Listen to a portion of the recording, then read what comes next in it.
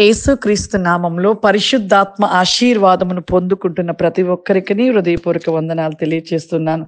ప్రతిరోజు కూడా పరిశుద్ధాత్మ ఆశీర్వాదాన్ని మనం పొందుకుంటూ ఉండాలి. ప్రతిరోజు లేవగానే ప్రార్థన చేసుకుంటున్నారా? వాక్యమును ధ్యానిస్తున్నారా? పరిశుద్ధాత్మ ఆశీర్వాదాన్ని పొందుకుంటున్నారా? ఈ 3 ప్రతిరోజు మనం చేసినట్లయితే మన జీవితంలో దేవుడు ప్రతి విషయంలో విజయాన్ని ఇస్తాడు, మంచి ఆరోగ్యాన్ని ఇస్తాడు. ప్రతి విషయంలో కూడా దేవుడు ప్రతిరోజు మనం ఈ విధంగా ఉంటే ప్రతి దానిలో ఆశీర్వాదాన్ని, విజయాన్ని పొందుకుంటూ ఉంటాము. ఈరోజు పరిశుద్ధాత్మ దేవుడు మనకిస్తూ ఉన్న వాగ్దానము దావీదు రాసిన కీర్తనలు 107 అధ్యాయము 33 వచనము. దేశ నివాసుల చెడుతనమును బట్టి ఆయన నదులను అడవిగాను, నీటి బుగ్గలను ఎండిన నేలగాను, సత్తుగల భూమిని చవిటి పర్రగాను చేసెను. ఈరోజు ఈ 2 వచనాలను మనము ధ్యానించుకుందాము. చూడండి, సత్తువ గల భూమిని చవిటి పర్రగా మార్చను. అంటే చవిటి భూమిగా. సత్తువ అంటే ఫలించే ఒక సమృద్ధి కలిగిన నేల అంట. చివరికి ఆ నేలలో ఏది వేసినా పండని రీతిగా మరి నేల మొత్తము కూడా పంటలు లేని స్థితిగా నేల మార్చబడుతూ ఉందంట. ఇలా జరగటానికి కారణము ప్రతి మనిషి చెడుతనము, దేశ నివాసులు చెడుతనమును బట్టి. అంటే భూమి మీద ఉంటున్న ప్రతి మానవుని యొక్క చెడు క్రియలు, పాపము, ఇటువంటివన్నిటిని బట్టి కూడా భూమి కూడా ఫలించలేని స్థితి. ఒకప్పుడు కాలంలో మన తాతలు పితరుల కాలంలో మరి పంటలు చక్కగా పండుతూ ఉండేటి. కాలము కూడా మరి ఏ కాలంలో ఏ విధముగా వర్షాకాలం వర్షాలు, చలికాలము చలి, ఎండాకాలం ఎండగా ఉండేది. కానీ ఇప్పుడు ఎలా ఉంటుందంటే 3 కాలాలు ఒకటే అయిపోయినాయి. ఉదయం అంతా కూడా మరి ఏదో కొద్ది చలి, మరలా మధ్యాహ్నంకి ఎర్రటి ఎండగా ఉంటుంది, సాయంకాలంగానే వర్షాలు పడుతున్నాయి. ఇది కంటిన్యూషన్గా జరిగించబడుతూ ఉంది.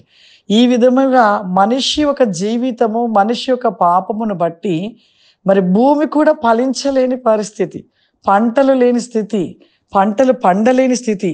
అందుకే అంటున్నాడు ఇక్కడ సత్తువ అంటున్నాడు. అంటే శక్తి కలిగిన ఆ భూమి కూడా చివరికి ఆ భూమి నుండి ఏ పంట లేని స్థితిగా నిలిచిపోవడం జరుగుతుంది.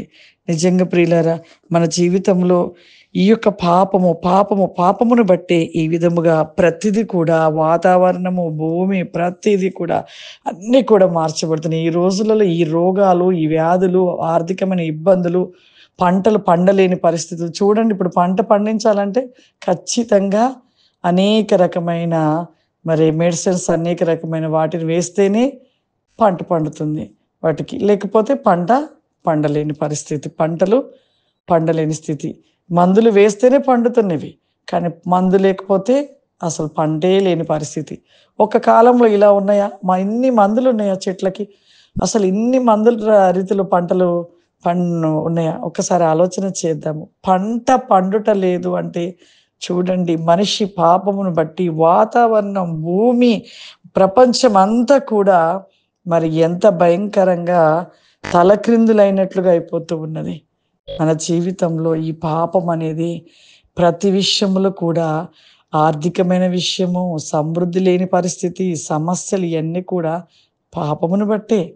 పాపము లేని వారిగా మనము ప్రతి విషయంలో ప్రతి ఒక్క ఉంటున్న క్రియలను, చెడు క్రియలను తొలగించుకొని పరిశుద్ధతలో ఉంటే మరి ఖచ్చితంగా అన్ని విషయంలో దేవుడు సహాయం ఇస్తాడు. పాపం లేని వారం మనము చనిపోయే వరకు పాపులమే.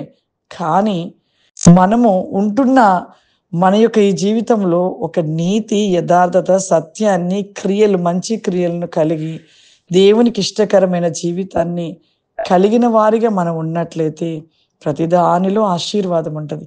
ఆశీర్వాదాలు కోల్పోతున్నాము, పంటలు పండలేని పరిస్థితిలో ఈ విధంగా ఉంటేనంటే మానవుని యొక్క పాప జీవితమే ఈరోజు ప్రతి విషయంలో నష్టాన్ని మనము అనుభవిస్తూ ఉన్నాం ప్రియులారా.